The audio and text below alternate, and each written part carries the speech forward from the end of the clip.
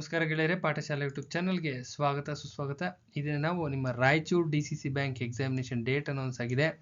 So important GK topics continuation part ನೋಡ್ತಾ ಹೋಗೋಣ. Important GK topics ಯಾವ್ದಾರು ಇದ್ದರೆ ನೋಡ್ತಾ ಹೋಗೋಣ.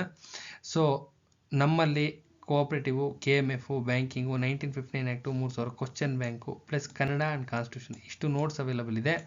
ಪ್ಲಸ್ ಇದಿಷ್ಟೂ ಪ್ರಿಂಟೆಡ್ ನೋಟ್ಸು. ಕ್ಲಿಯರಾಗಿ ಹೇಳ್ತಾ ಇದ್ದೀನಿ, ಇದಿಷ್ಟು ಪ್ರಿಂಟ್ ಆಗಿರ್ತಕ್ಕಂಥ ನೋಟ್ಸು. ಇನ್ನು English and current affairs available ಇರ್ತಕ್ಕಂಥ ಅಷ್ಟು ಮೆಟೀರಿಯಲ್ ಎಷ್ಟು ಅವೈಲಬಲ್ ಇದೆ ಅದಷ್ಟು ಒಂದು ವರ್ಡ್ ಪರ್ಟಿಕ್ಯುಲರ್ ಆಗಿ ಯೂಸ್ ಮಾಡ್ತಾ ಇದ್ದೀನಿ. ನಮ್ಮಲ್ಲಿ ಅವೈಲಬಲ್ ಇರ್ತಕ್ಕಂಥ ಇಂಗ್ಲೀಷ್ ಆ್ಯಂಡ್ ಕರೆಂಟ್ ಅಫೇರ್ಸ್ನ ನಮ್ಮ ಸ್ಟೂಡೆಂಟ್ಸ್ಗೆ ಫ್ರೀ ಆಫ್ ಕಾಸ್ಟ್ ಹಾಕ್ಕೊಡ್ತೀವಿ. ಯಾರಿಗಾರ ಅವಶ್ಯಕತೆ ಇದ್ದರೆ ತಗೊಂಡು ಓದಿ. ಅವಶ್ಯಕತೆ ಇದ್ದರೆ ಅನ್ನೋ ವರ್ಡ್ ಯೂಸ್ ಮಾಡ್ತಾ ಇದ್ದೀನಿ. ಮತ್ತೆ ಪರ್ಟಿಕ್ಯುಲರ್ ಆಗಿ ಯಾರಿಗಾರ ಬೇಕಿದ್ದರೆ ತಗೊಂಡು ಓದ್ಕೊಳ್ಳಿ. ಇದೇ ವಿಡಿಯೋದ ಡಿಸ್ಕ್ರಿಪ್ಷನ್ ಬಾಕ್ಸಲ್ಲಿ ಸುಮಾರು ವಿಡಿಯೋಸ್ ಇರ್ತವೆ. ಅದರಲ್ಲೆಲ್ಲನೂ ಯಾವ್ಯಾವ ಎಕ್ಸಾಮಲ್ಲಿ ಎಷ್ಟೆಷ್ಟು ನಮ್ಮ ನೋಟ್ಸಿಂದ ಕ್ವಶನ್ಸ್ ಬಂದಿದೆ ಅಂತ ಎಲ್ಲ ಡೀಟೇಲ್ಸ್ ಇದೆ. ಚೆಕ್ ಮಾಡ್ಕೊಳ್ಳಿ. ಚೆಕ್ ಮಾಡಿಕೊಂಡು ತದನಂತರದಲ್ಲಿ ಯಾರಿಗಾರ ನೋಟ್ಸ್ ಬೇಕು ಅಂತ ಅನಿಸಿದ್ರೆ ಈ ನಂಬರ್ಗೆ ಕಾಂಟ್ಯಾಕ್ಟ್ ಮಾಡಿ. ನೋಟ್ಸ್ನ ಬೈ ಪೋಸ್ಟ್ ಕಳಿಸ್ಕೊಡ್ತೀವಿ. ಒಳ್ಳೇದಾಗಲ್ವಾ? ನೆಕ್ಸ್ಟು ನೋಡ್ತಾ ಹೋಗೋಣ. ಯಾರೆಲ್ಲ ಚಾನಲ್ ಸಬ್ಸ್ಕ್ರೈಬ್ ಮಾಡಿಲ್ಲ, ಸಬ್ಸ್ಕ್ರೈಬ್ ಮಾಡಿರಿ. ವಿಡಿಯೋನ ಮ್ಯಾಕ್ಸಿಮಮ್ ನಂಬರ್ ಪೀಪಲ್ ಶೇರ್ ಮಾಡಿರಿ ಅಂತ ಹೇಳ್ತಾ ವಿಡಿಯೋ ಒಳಗಡೆ ಎಂಟ್ರಾಗೋಣ. ನಿಮ್ಮ GK ಅಂತ ಕೇಳ್ತಾ ಇರ್ತೀರಲ್ಲ, GK ಇದೊಂದು ಇಂಪಾರ್ಟೆಂಟ್. 100% ಬಂದೇ ಬರುತ್ತೆ. 100% ಇದು ಇದ್ದೇ ಇರುತ್ತೆ.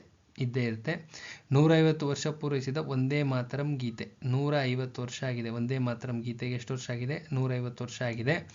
2025 ನವೆಂಬರ್ 7ರಂದು ವಂದೇ ಮಾತರಂ ಗೀತೆಯ 150ನೇ ವರ್ಷಾಚರಣೆಯನ್ನು ಆಚರಣೆ ಮಾಡ್ತಾರೆ. 150ನೇ ವರ್ಷಾಚರಣೆ ಅಂದರೆ ನಿಮ್ಮ KPSC ಆಗಿರಲಿ, KE ಆಗಲಿ, DCC ಬ್ಯಾಂಕ್ಸ್ ಆಗಲಿ, KMF ಆಗಲಿ ಈ ಕ್ವಶನು ಕಡ್ಡಾಯವಾಗಿ ತೆಗೆದಿರ್ತಾರೆ. ಎಲ್ಲಿ ಬೇಕಾದ್ರೆ ತೆಗಿಬೋದು. ಇದರಲ್ಲೇ ಬರಬೇಕು, DCC ಬ್ಯಾಂಕಲ್ಲೇ ಬರುತ್ತೆ, ನೋ. ಹಂಗಂದು KPSCಯಲ್ಲೇ ಬರಬೇಕು, ನೋ. KEಯಲ್ಲೇ ಬರಬೇಕು, ನೋ. ನಿಮ್ಮ KMF ಅಲ್ಲೇ ಬರಬೇಕು, ನೋ. ಇವಿಷ್ಟು ಎಕ್ಸಾಮ್ಸಲ್ಲಿ PSI PC ಎಲ್ಲಾದರೂ ಸರಿ ಈ ಕ್ವಶನು ಕಡ್ಡಾಯವಾಗಿ ಬಂದಿರುತ್ತೆ. 100ಕ್ಕೆ 1000 ಭಾಗ ಬರೆದಿಟ್ಕೊಳ್ಳಿ. ಅದು ನಿಮ್ಮ DCC ಬ್ಯಾಂಕಲ್ಲಿ ಬಂದಿತ್ತು ಅಂದರೆ ನಿಮ್ಮ ಹಣೆ ಬರ ಅಷ್ಟೇ.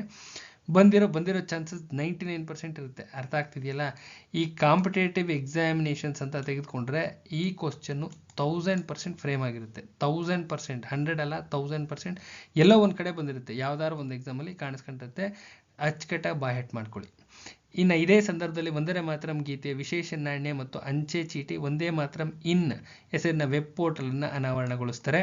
ವಂದೇ ಮಾತರಂ 150 ವರ್ಷ ಪೂರ್ಣಗೊಂಡ ಹಿನ್ನೆಲೆಯಲ್ಲಿ 2025 ನವೆಂಬರ್ 7ರಿಂದ 2026 ನವೆಂಬರ್ 7ರವರೆಗೆ ವರ್ಷಾಚರಣೆ ಮಾಡಬೇಕು ಅಂತೇಳಿ ಡಿಸೈಡ್ ಮಾಡಿದ್ದಾರೆ. ಇನ್ನು ಬಂಕಿಮ್ ಚಂದ್ರ ಚಟರ್ಜಿಯವರು ವಂದೇ ಮಾತರಂ ಗೀತೆನ 1875 ನವೆಂಬರ್ 7ನೇ ತಾರೀಕು ರಚಿಸ್ತಾರೆ.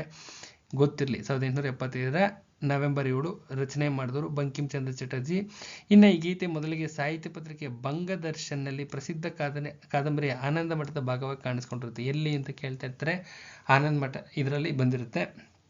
ಇನ್ನು 1896 ಕೋಲ್ಕತ್ತಾ ಅಧಿವೇಶನದಲ್ಲಿ 1896 ಕೋಲ್ಕತ್ತಾ ಅಧಿವೇಶನದಲ್ಲಿ ರವೀಂದ್ರನಾಥ್ ಠಾಗೂರ್ ಅವರು ಈ ಗೀತೆನ ಆಡ್ತಾರೆ. ಇಷ್ಟು ಡೀಟೇಲ್ಸ್ ಗೊತ್ತಿದ್ರೆ ಇದನ್ನೇನೆ ಅವರು ಏನು ಮಾಡ್ತಾರಪ್ಪ ಅಂದರೆ ABCD ಅಂತ 4 ಆಪ್ಷನ್ ಮಾಡ್ತಾರೆ. 4 ಆಪ್ಷನ್ ಮಾಡಿಬಿಟ್ಟು ಇದೇ ಥೀಮ್ನೇ ಬಿಡ್ತಾರೆ. ಅರ್ಥ ಆಗ್ತಿದೆಯಲ್ಲ? ಇದೇ ಥೀಮ್ನೇ ಬಿಟ್ಟಿರ್ತಾರೆ. ಯಾವ್ದಾದ್ರು ಒಂದು ಎಕ್ಸಾಮಲ್ಲಿ ಬಂದಿರುತ್ತೆ. DCC ಬ್ಯಾಂಕಲ್ಲಿ ಬರೋ ಎಲ್ಲ ಸಾಧ್ಯತೆಯೂ ಇದ್ದಾವೆ. ಬಾಯ್ಹೆಟ್ ಮಾಡ್ಕೊಂಡೋಗಿ. ಅರ್ಥ ಆಗುತ್ತಲ್ಲ? ನೆಕ್ಸ್ಟು ಇದು GK ಟಾಪಿಕ್ಕು, ಇದು GK ಟಾಪಿಕ್ಕು. ಅರ್ಥ ಆಗ್ತಿದೆಯಾ?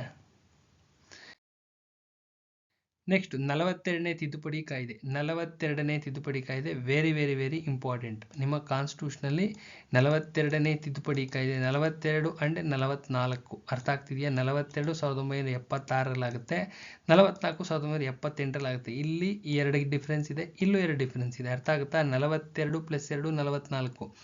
42ನೇ ತಿದ್ದುಪಡಿ ಕಾಯ್ದೆ +2 ಆ್ಯಡ್ ಮಾಡಿದ್ರೆ, ಇದು ಟ್ರಿಕ್ಸ್ ಅಷ್ಟೇ, ಆ್ಯಡ್ ಮಾಡಿದ್ರೆ 44 ಆಗುತ್ತೆ. ಇಲ್ಲಿ 1976 +2 ಆ್ಯಡ್ ಮಾಡಿದ್ರೆ 1978 ಆಗುತ್ತೆ. ಯಾವಾಗ ಅಮೆಂಡ್ಮೆಂಟ್ ಆಯಿತು ಅಂತ ಕ್ಲಿಯರ್. ನೆಕ್ಸ್ಟ್, ಈ ತಿದ್ದುಪಡಿಯ ಮೂಲಕ ಸಂವಿಧಾನದ ಪ್ರಸ್ತಾವನೆಗೆ ಏನೇನು ಸೇರಿಸಿದ್ರು? ಸಮಾಜವಾದಿ, ಜಾತ್ಯತೀತ, ಐಕ್ಯತೆ ಎಂಬತಕ್ಕಂಥ 3 ಪದಗಳನ್ನು ಸೇರಿಸ್ತಾರೆ. ಯಾವಾಗ? 1976 42ನೇ ತಿದ್ದುಪಡಿ ಕಾಯ್ದೆ ಮುಖಾಂತರ. ತದನಂತರದಲ್ಲಿ ಈ ತಿದ್ದುಪಡಿ 51A ವಿಧಿನ 4A ಎಂಬ ಹೊಸ ಭಾಗದಲ್ಲಿ ಸೇರಿಸಿ 10 ಮೂಲಭೂತ ಕರ್ತವ್ಯಗಳನ್ನ ಸೇರ್ಪಡೆ ಮಾಡುತ್ತೆ. ಮೂಲಭೂತ ಕರ್ತವ್ಯಗಳು ಇದೇ ಟೈಮಲ್ಲಿ ಸೇರ್ಪಡೆ ಆಗುತ್ತೆ. ಸ್ವರ್ಣ ಸಿಂಗ್ ಕಮಿಟಿ ಅವರ ಒಂದು ಶಿಫಾರಸು ಮುಖಾಂತರ ಇಂದಿರಾ ಗಾಂಧಿ ಅವರು ಇಂಪ್ಲಿಮೆಂಟ್ ಮಾಡಿಕೊಡ್ತಾರೆ. ರಾಷ್ಟ್ರಪತಿಗಳು ಮಂತ್ರಿಮಂಡಲದ ಸಲಹೆಯನ್ನು ಕಡ್ಡಾಯವಾಗಿ ಒಪ್ಪಿ ತಿದ್ದುಪಡಿ ಮಾಡಿಕೊಳ್ಬೇಕಂತೇಳಿ ತಿಳಿಸುತ್ತೆ. ರಾಷ್ಟ್ರಪತಿಗಳು ಮಂತ್ರಿಮಂಡಲದ ಸಲಹೆಯನ್ನು ಕಡ್ಡಾಯವಾಗಿ ಒಪ್ಪಿ ತಿದ್ದುಪಡಿ ಮಾಡ್ಕೋಬೇಕು ಅಂತೇಳಿ ಇದೇ ಇದರಲ್ಲಿ ಅಮೆಂಡ್ಮೆಂಟ್ ಮಾಡ್ತಾರೆ. ರಾಷ್ಟ್ರಪತಿಗಳು ಮಂತ್ರಿಮಂಡಲ ಏನೋ ಸಲಹೆ ಕೊಟ್ಟರೆ ಕಡ್ಡಾಯವಾಗಿ ಒಪ್ಕೊಳ್ಳೇಬೇಕು, ಅದನ್ನು ಒಪ್ಪಲೇಬೇಕು ಅಂತೇಳಿ ಮಾಡ್ತಾರೆ. ನೆಕ್ಸ್ಟ್ ರಾಷ್ಟ್ರಪತಿ ಆಡಳಿತದ ಅವಧಿನ 6 ತಿಂಗಳಿಂದ 1 ವರ್ಷಕ್ಕೆ ಜಾಸ್ತಿ ಮಾಡ್ತಾರೆ. ಎಷ್ಟರಿಂದ 6 ತಿಂಗಳಿಂದ 1 ವರ್ಷಕ್ಕೆ ಜಾಸ್ತಿ ಮಾಡ್ತಾರೆ. ಈ ತಿದ್ದುಪಡಿಯು ರಾಜ್ಯ ನಿರ್ದೇಶಕ ತತ್ವಗಳಿಗೆ ಸಂಬಂಧಿಸಿದಂತೆ ಸಮಾನತೆಯ ನ್ಯಾಯ, ಉಚಿತ ಕಾನೂನು ನೆರವು, ಕೆಲಸಗಾರನ ಕೈಗಾರಿಕೆಗಳ ನಿರ್ವಹಣೆ ಸೇರಿಸಬೇಕು, ಅರಣ್ಯ ಮತ್ತು ಪರಿಸರ, ವನ್ಯಜೀವಿ ಸಂರಕ್ಷಣೆ ಎಂಬ 3 ಹೊಸ ತತ್ವಗಳನ್ನ ಸೇರ್ಪಡೆ ಮಾಡುತ್ತೆ. ಇದು 42 ಅಮೆಂಡ್ಮೆಂಟ್ಗೆ ಸಂಬಂಧಪಟ್ಟಿರ್ತಕ್ಕಂಥದ್ದು. 100% ತೆಗಿತಾ ಇರ್ತಾರೆ, ನೋಡ್ಕೊಳ್ರಿ.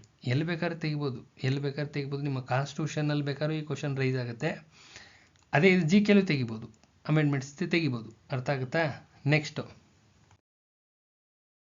44ನೇ ತಿದ್ದುಪಡಿ ಕಾಯ್ದೆ. ಇದೆಷ್ಟರಲ್ಲಿ? 1978ರಲ್ಲಿ. ಇಲ್ಲೇನೇನಾಗುತ್ತೆ, 31ನೇ ವಿಧಿಯ ಆಸ್ತಿ ಹಕ್ಕನ್ನು ತೆಗೆದುಹಾಕಿ 300A ನಲ್ಲಿ ಕಾನೂನುಬದ್ಧ ಹಕ್ಕನ್ನಾಗಿ, ಶಾಸನೀಯ ಹಕ್ಕನ್ನಾಗಿ ಮಾಡ್ತಾರೆ. ಕಾನೂನುಬದ್ಧ ಹಕ್ಕನ್ನಾಗಿ ಮಾಡಿಕೊಡ್ತಾರೆ. ಇನ್ನು ಲೋಕಸಭೆ ವಿಧಾನಸಭೆಗಳ ಅವಧಿನ 6 ವರ್ಷದಿಂದ ಮತ್ತು 5 ವರ್ಷಕ್ಕೆ ಇಳಿಸ್ಕೋತಾರೆ. ಫಸ್ಟ್ 6 ವರ್ಷ ಮಾಡಿಬಿಟ್ಟಿರ್ತಾರೆ, ಮತ್ತು 5 ವರ್ಷಕ್ಕೆ ಇಳಿಸ್ತಾರೆ.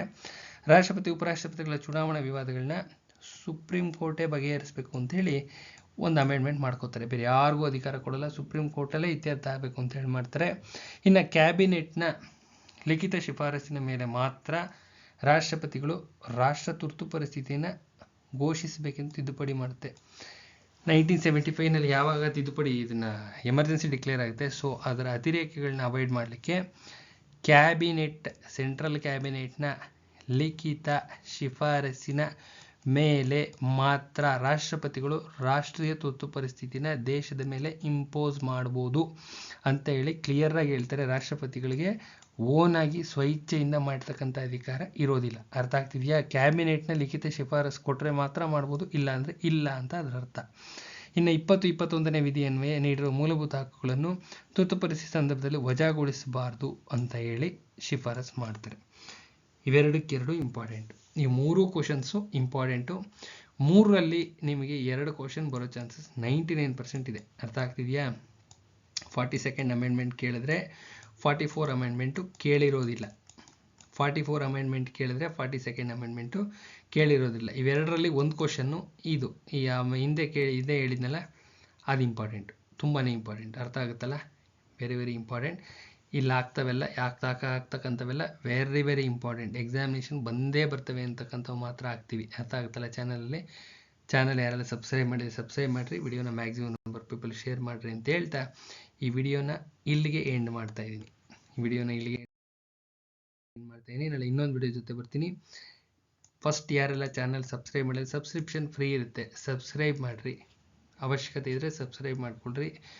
ಅತ್ಯುತ್ತಮವಾದಂಥ ಕಂಟೆಂಟ್ ನೀಡ್ತಾ ಹೋಗ್ತೀವಿ. GK ನೋಟ್ಸ್ ತುಂಬ ಜನ ಕೇಳ್ತಾ ಇದ್ದೀರಾ, ಅದಿನ್ನೂ ಮಾಡ್ತಾ ಇದ್ದೀವಿ, ಇನ್ನೂ ಪ್ರಿಪ್ರೇಷನ್ ಅಂತಲ್ಲಿದೆ. ಅದಕ್ಕೋಸ್ಕರ ಇಂಪಾರ್ಟೆಂಟ್ ಎಲ್ಲ ತೆಗೆದು ಹಾಕ್ತಾ ಇದ್ದೀವಿ. ಯೂಸ್ ಮಾಡ್ಕೊಳ್ರಿ. ಮತ್ತು ನಮ್ಮಲ್ಲಿ ಅವೈಲೇಬಲ್ ಇರ್ತಕ್ಕಂಥ ನೋಟ್ಸು ಕೋಆಪ್ರೇಟಿವು, ಕಾನ್ಸ್ಟಿಟ್ಯೂಷನ್ನು, ಕನ್ನಡ, ಇದು 3 ಪ್ರಿಂಟೆಡ್ ನೋಟ್ಸ್ ಅವೈಲೇಬಲ್ ಇದೆ. ಇನ್ನು ಇಂಗ್ಲೀಷಲ್ಲಿ ಅಟೋನಿಮ್ಸು, ಸಿನೋನಿಮ್ಸು, ಇಡಿಯಮ್ಸು, ಫ್ರೇಸಸ್ಸು, ಒನ್ ವರ್ಡ್ ಸಬ್ಸ್ಟಿಟ್ಯೂಷನ್, ಇದು ಓಲ್ಡ್ ಹ್ಯಾಂಡ್ ರಿಟನ್ ನೋಟ್ಸ್ ನಮ್ಮದು ಸಕ್ಸಸ್ ಆಗಿರ್ತಕ್ಕಂಥ ಹಳೆಯ ಕಾಲದ ನೋಟ್ಸ್. ಇದು ತುಂಬ ಚೆನ್ನಾಗಿದೆ, ಇದು ಎಕ್ಸಲೆಂಟ್ ಇದೆ. ಈ ನೋಟ್ಸ್ನ ಫ್ರೀ ಆಫ್ ಕಾಸ್ಟ್ ಕೊಡ್ತೀವಿ ನಮ್ಮ ಸ್ಟೂಡೆಂಟ್ಸ್ಗೆ ಮಾತ್ರ. ಪ್ಲಸ್ 1 ಇಯರ್ ಕರೆಂಟ್ ಅಫೇರ್ಸ್ನ ಫ್ರೀ ಆಫ್ ಕಾಸ್ಟ್ ಕೊಡ್ತೀವಿ ನಮ್ಮ ಸ್ಟೂಡೆಂಟ್ಸ್ಗೆ ಮಾತ್ರ. ಯಾರಿಗಾದ್ರೂ ಅವಶ್ಯಕತೆ ಇದ್ದರೆ ತಗೊಂಡ್ಬೋದು. ಇದೇ ವಿಡಿಯೋದ ಡಿಸ್ಕ್ರಿಪ್ಷನ್ ಬಾಕ್ಸಲ್ಲಿ ಎಲ್ಲ ವಿಡಿಯೋಸ್ ಇದ್ದಾವೆ. ಫಸ್ಟ್ ಆ ವಿಡಿಯೋಸ್ ನೋಡಿ, ತದನಂತರದಲ್ಲಿ ಯಾರಿಗಾರ ಬೇಕು ಅಂತ ಅನಿಸಿದ್ರೆ ಕಾಂಟ್ಯಾಕ್ಟ್ ಮಾಡಿ. ಸೊ ಎಕ್ಸಾಮಿನೇಷನ್ ವೆರಿ ನಿಯರ್ ಇದೆ. ಕೂತ್ಕೊಂಡು ಅಚ್ಚುಕಟ್ಟಾಗಿ ಟೈಮ್ ಟೇಬಲ್ನ ಚೇಂಜ್ ಮಾಡಿ ಫಸ್ಟು ಕೋಆಪ್ರೇಟಿವ್ ರಿವಿಷನ್ ಮಾಡಿ. 3000 ಕ್ವಶನ್ ಬ್ಯಾಂಕ್ ಇದೆ, ಎಷ್ಟು ಸಾಧ್ಯವೋ ಅಷ್ಟು ಬೇಗ ರಿವಿಷನ್ ಮಾಡಿ. Cooperative out of out score ಆಗುತ್ತೆ, Kannada out of out score ಆಗುತ್ತೆ, constitution out of out score ಆಗುತ್ತೆ, ಬ್ಯಾಂಕಿಂಗ್ ಒಳ್ಳೆ ಸ್ಕೋರ್ ಆಗುತ್ತೆ. ಅರ್ಥ ಆಗ್ತಿದೆಯಾ? ಇವೆಲ್ಲ ಸ್ಕೋರಿಂಗ್ ಸಬ್ಜೆಕ್ಟ್ಸು. ನಿಮ್ಮ GK ಸ್ಕೋರಿಂಗ್ ಅಲ್ಲ, ಓಪನ್ ಆಗಿ ಹೇಳ್ತಾ ಇದ್ದೀನಿ. ಯಾವ ಇನ್ಸ್ಟಿಟ್ಯೂಟ್ ಬೇಕಾದ್ರೂ ಕನ್ಸಲ್ಟ್ ಮಾಡ್ಬೋದು. ಇವು ಕಂಪೇರ್ ಮಾಡಿದ್ರೆ GK ಕ್ವಶನ್ಸ್ ಪ್ರಿಡಿಕ್ಟ್ ಮಾಡೋದು ತುಂಬ ಕಷ್ಟ ಅಂದರೆ ತುಂಬ ಕಷ್ಟ. ಇವಿಷ್ಟನ್ನು ಪ್ರಿಡಿಕ್ಟ್ ಮಾಡ್ಬೋದು, ಎಲ್ಲೆಲ್ಲಿ ಬರ್ತವೆ, ಏನೇನು ಬರ್ತವೆ, ಇವೇ ಬರ್ತವೆ ಅಂತ ಹೇಳ್ಬೋದು. ಯಾವುದರಲ್ಲಿ? ನಿಮ್ಮ ಕೋಆಪ್ರೇಟಿವಲ್ಲಿ, ಕನ್ನಡದಲ್ಲಿ, ನಿಮ್ಮ ಕಾನ್ಸ್ಟಿಟ್ಯೂಷನಲ್ಲಿ ಇವೇ ಬರ್ತವೆ, ಹಿಂಗೆ ಬರ್ತವೆ ಕ್ವಶನ್ಸು ಅಂತ ಅಷ್ಟು ಹೇಳ್ಬೋದು. ಅನುಭವದ ಆಧಾರದ ಮೇಲೆ ಇವೇ ಬರ್ತವೆ, ಹಿಂಗೆ ಬರ್ತವೆ ಅಂತ ಹೇಳ್ಬೋದು. GKನಲ್ಲಿ ತುಂಬ ಕಷ್ಟ. GKನಲ್ಲಿ ಹೇಳಬೇಕು ಅಂದರೆ ಒಂದೇ ದಾರಿ ಇರೋದು, ಕರೆಂಟ್ ಅಫೇರ್ಸ್ ಇಟ್ಕೋಬೇಕು, 1 ಇಯರ್ ಕರೆಂಟ್ ಅಫೇರ್ಸ್ ಇಟ್ಕೋಬೇಕು. ಆ 1 ಇಯರ್ ಕರೆಂಟ್ ಅಫೇರ್ಸ್ನ ಸ್ಟ್ಯಾಟಿಕ್ ಜಿಕೆಗೆ ಕಂಪೇರ್ ಮಾಡಬೇಕು. ಅದ್ರಲ್ಲಿ ಫುಲ್ ಕಂಪೇರ್ ಮಾಡಬೇಕು. ಕಂಪೇರ್ ಮಾಡಿದಾಗ ನಿಮ್ಗೊಂದು ನೋಟ್ಸ್ ಸಿಗುತ್ತೆ. ಆ ನೋಟ್ಸನ್ನ ಓದಿದ್ರೆ ಒಳ್ಳೆ ಸ್ಕೋರ್ ಆಗುತ್ತೆ. This is A ideal method, correct method ಇದು. ಇದನ್ನು ಫಾಲೋ ಮಾಡಿರಿ. ಅರ್ಥ ಆಗ್ತಿದೆಯಲ್ಲ? 1 ಇಯರ್ ಕರೆಂಟ್ ಅಫೇರ್ಸ್ ಇಟ್ಕೋಬೇಕು. ಆ ಕರೆಂಟ್ ಅಫೇರ್ಸಿನ ಸ್ಟ್ಯಾಟಿಕ್ ಜಿಕೆಗೆ ಕಂಪೇರ್ ಮಾಡಬೇಕು. ಸ್ಟ್ಯಾಟಿಕ್ ಜಿಕೆಗೆ ಕಂಪೇರ್ ಮಾಡಬೇಕು. ಆವಾಗ ಒಂದು ನೋಟ್ಸ್ ರೆಡಿ ಆಗುತ್ತಲ್ಲ, ಆ ನೋಟ್ಸ್ ಇಲ್ಲಿ ಬಿಡ್ತಾ ಇದ್ದೀವಲ್ಲ ವಿಡಿಯೋಸು, ಅದೇ ಥರ ಬಿಡ್ತಾ ಇರೋದು. ಆ ನೋಟ್ಸು ನಿಮ್ಮ ಜಿ ಕೆ ಪೇಪರ್ಗೆ ವರ್ಕೌಟ್ ಆಗುತ್ತೆ, ಒಳ್ಳೆ ಸ್ಕೋರ್ ಆಗುತ್ತೆ. ಅರ್ಥ ಆಗುತ್ತಲ್ಲ? ಇಷ್ಟು ಮಾಡ್ಕೊಳ್ಳಿ ಅಂತ ಹೇಳ್ತಾ ವಿಡಿಯೋನ ಇಲ್ಲಿಗೆ ಎಂಡ್ ಮಾಡ್ತೀನಿ. ನಾಳೆ ಇನ್ನೊಂದು ವಿಡಿಯೋ ಜೊತೆ ಬರ್ತೀನಿ. ನಮಸ್ಕಾರ.